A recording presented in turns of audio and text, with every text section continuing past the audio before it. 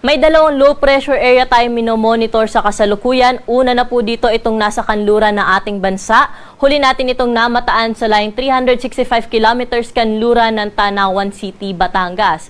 Kung makikita natin, malayo na ho ito sa ating Philippine landmass. Kaya sa ngayon, wala na ho itong direct na epekto sa anumang bahagi ng ating bansa. Pero mataas ho ang tsansa na ito ay ma-develop o mabuo bilang isang bagyo within the next 24 hours.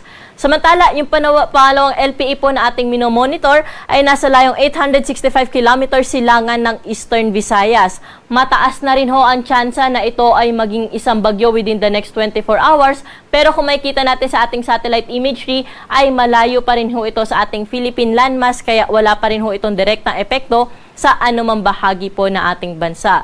Pero yun nga ho, dalawang LPA yung inaasahan ho natin na posibleng ma-develop into a tropical depression within 24 hours. Kaya doble ingat po sa ating mga kabayan at paalala ho natin na patuloy ho mag-monitor sa mga update na nilalabas ng Pag-asa.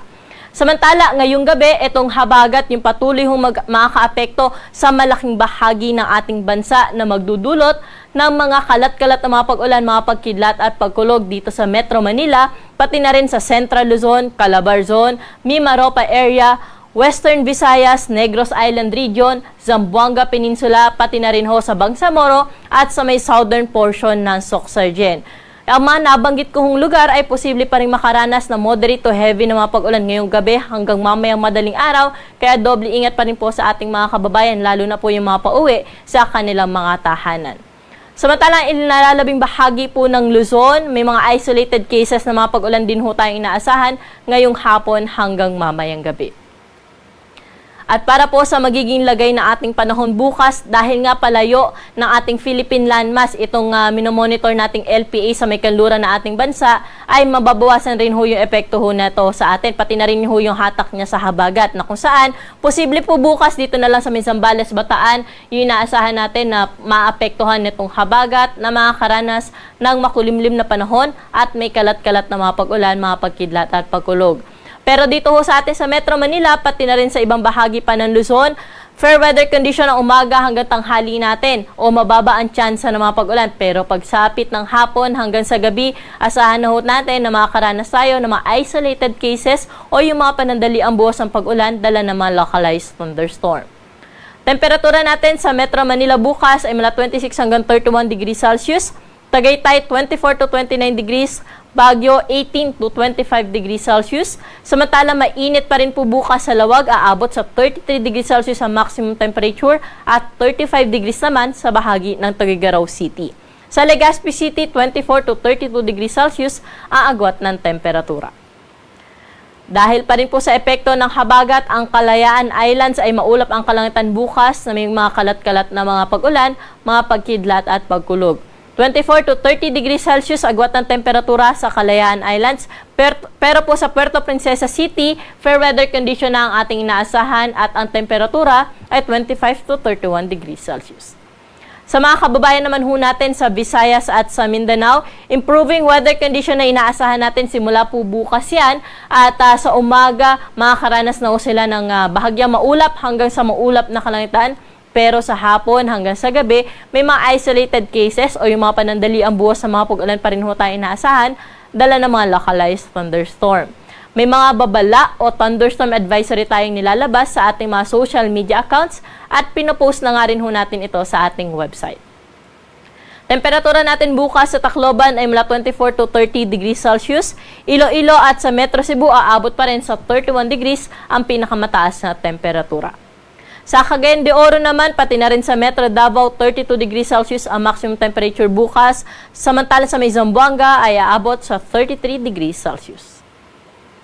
Sa mga kababayan naman ho natin na maglalayag, wala tayong gale warning na nakataas sa anumang baybayin na ating karagatan, pero pinag-iingat pa rin po natin yung mga maglalayag dito sa may kanlurang baybayin ng Luzon dahil posible ang moderate to rough o katamtaman hanggang sa maalon na karagatan. Pero sa nalalabing baybayin na ating dagat ay generally banayad hanggang sa katamtaman lamang ang mga pag-alon.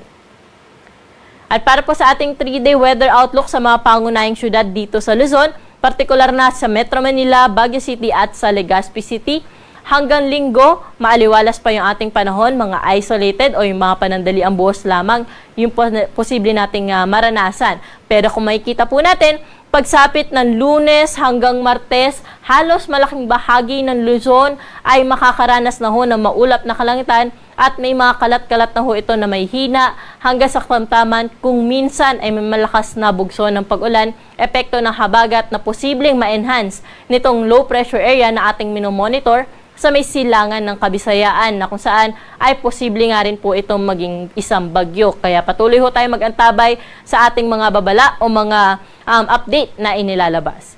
Dito nga sa Metro Manila, temperatura ho natin hanggang Martes ay nasa around 25 hanggang 32 degrees Celsius. Pero sa Baguio City, 17 hanggang 25 degrees at sa Legazpi City naman, 24 hanggang 32 degrees Celsius. Sa ating mga kababayan naman sa may Metro Cebu, hanggang Martes, magpapatuloy na ho yung kanilang nararanasan na bahagyang maulap hanggang sa maulap na kalangitan na umaga hanggang tanghali. Hapon at gabi, mataas ang tsansa na mga pulupulong panandali ang buhos ng pag-ulan. Dito po sa Iloilo, hanggang Sunday, fair weather condition.